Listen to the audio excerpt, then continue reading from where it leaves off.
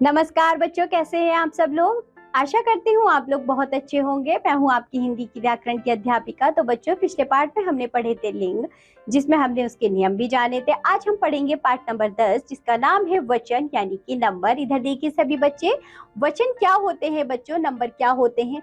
साधारण बोलचाल में वचन शब्द का प्रयोग किसी के द्वारा कहे गए शब्द अथवा वायदे के लिए किया जाता है, लेकिन व्याकरण में वचन का प्रयोग संख्या का बोध कराने के लिए किया जाता है। तो बच्चों, जो व्याकरण में वचन संज्ञा या अथवा सर्वनाम के एक या अनेक होने का बोध कराता है। कैसे, जरा देखिए।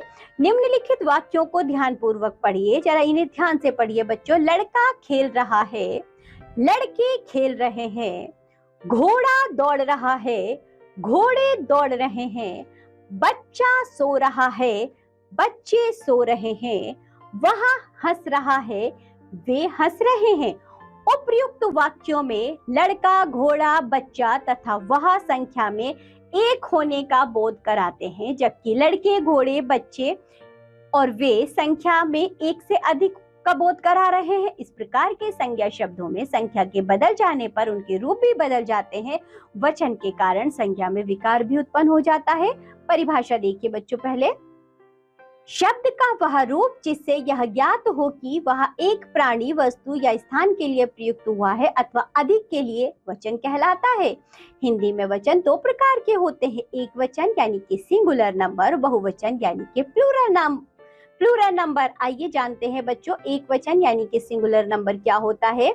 जिस शब्द से एक वस्तु, प्राणी अथवा पदार्थ का बोध होता है उसे एक वचन कहते हैं, जैसे लड़का, भाई, माता, घड़ी, पुस्तक, कुत्ता, मेज, कुर्सी आदि। अब बच्चों वही बहुवचन देखिए यानी कि प्लूरल नंबर। जिस शब्द से एक से अधिक वस्तुओं, प्राणियों अथवा स्थानों का बोध होता है उसे बहुवचन कहते हैं, जैसे लड़के, माताएं, घड़ियां, पुस्तकें, कुत्ते, कुर्सियां आदि।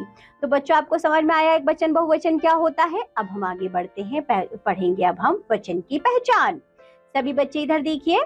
वचन की पहचान दो प्रकार से होती है, संज्ञा तथा सर्वनाम शब्द। से पहले, जब संज्ञा अथवा सर्वनाम शब्द एक या एक से अधिक का बोध कराते हैं, जैसे बच्चों बच्चा सो गया, हमें समझ में आ रहा है ये जो बच्चों संज्ञा शब्द है, बच्चा एक के लिए प्रयोग हुआ है, बच्चे सो गए तो बच्चों यह बहुवचन हुआ।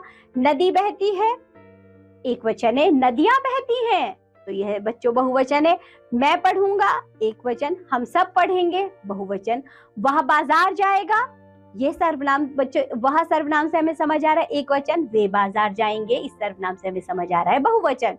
वाक्यों में क वर्ग के संज्ञा और सर्वनाम एक वचन तथा ख वर्ग के संज्ञा तथा सर्वनाम बहुवचन है। अब दूसरी पहचान देखिए बच्चों, क्रिया के द्वारा कुछ संज्ञा शब्द ऐसे होते हैं जिनके एक वचन एवं बहुवचन के रूप में समान होते हैं, जैसे राजा, बालक, डाकू, हाथी, चोर आदि। ऐसे शब्दों की पहचान वाक्य के क्रियापदों से होती है, जैसे कि बच्चों यहाँ देखो, राजा आ रहा है तो हमें समझ आ रहा है एक राजा की बात हो रही है, राजा आ रहे हैं तो बच्चों यहाँ क्रिया में परिवर्तन है, इसलिए हमें समझ आ रहा है यहाँ बहुवचन है, यानी कि बहुत सारे राजा आ रहे हैं। बालक सो रहा है तो बच्चों बालक सो रहा है, एक बालक की बात हो रही है, बालक सो रहे हैं, क्रिया से हम पहचानेंगे कि यहाँ बहुवचन है। हाथी विचार रहा है, हाथी विचार रहे हैं। चोर भाग गया, चोर भाग गए। ख वर्ग के वाक्य में प्रयुक्त क्रियाएं बहुवचन का बोध करा रही है, हमें समझ आ रहा है। अब आगे बढ़ते हैं। अब देखिए बच्चों, एक नियम ये भी होता है कि आधारार्थक बहुवचन सम्मान प्रकट करने के लिए एक वचन का बहुवचन में प्रयोग किया जाता है, जैसे महात्मा बुद्ध महान थे तो बच्चों ये तो नहीं कहेंगे ना महात्मा बुद्ध महान था, हमें यहाँ आदर प्रकट करना है, सम्मान प्रकट करना है, इसलिए हम एक वचन को बहुवचन के रूप में बोलेंगे। महात्मा बुद्ध महान थे, मेरे पिताजी चिकित्सक हैं, श्री राम दशरथ के पुत्र थे।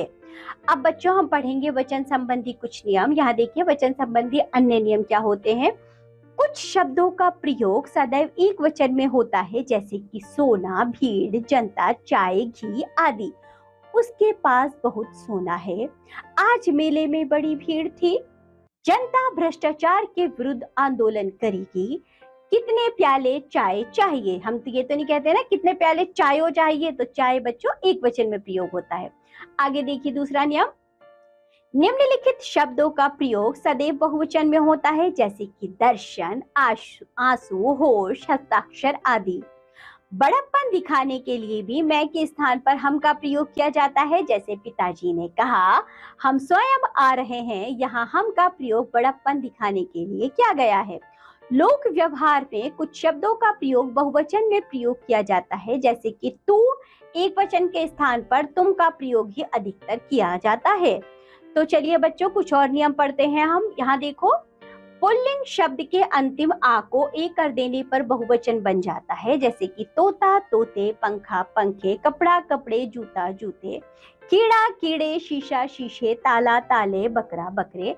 एक और नियम देखो बच्चों, आकारांत स्त्रीलिंग शब्द के अंत में ए से बहुवचन बन जाता है, जैसे कि चादर चादरे, तलवार तलवारें, रात रातें, बात बातें, मशीन मशीनें, चप्पल चप्पलें, किताब किताबें, दीवार दीवारें। इकारांत स्त्रीलिंग संज्ञा के अंत में या जोड़ देने से बहुवचन बन जाता है, जैसे बच्चों जाति जातियां, तिथि तिथियां, रीति रीतियां, विधि विधियां, लिपि लिपियां, पंक्ति पंक्तियां, नीति नीतियां, शक्ति शक्तियां। इकारांत स्त्रीलिंग शब्द के अंत में ई या इया कर देने से बहुवचन बन जाता है, जैसे कि घड़ी घड़ियां, सीटी सीटियां, बेटी बेटियां, मक्खी मक्खियां, रोटी रोटियां, कुर्सी कुर्सियां, थैली थैलियां, धोती धोतियां, लाठी लाठियां, बस्ती बस्तियां, मकड़ी मकड़ियां, लकड़ी लकड़ियां।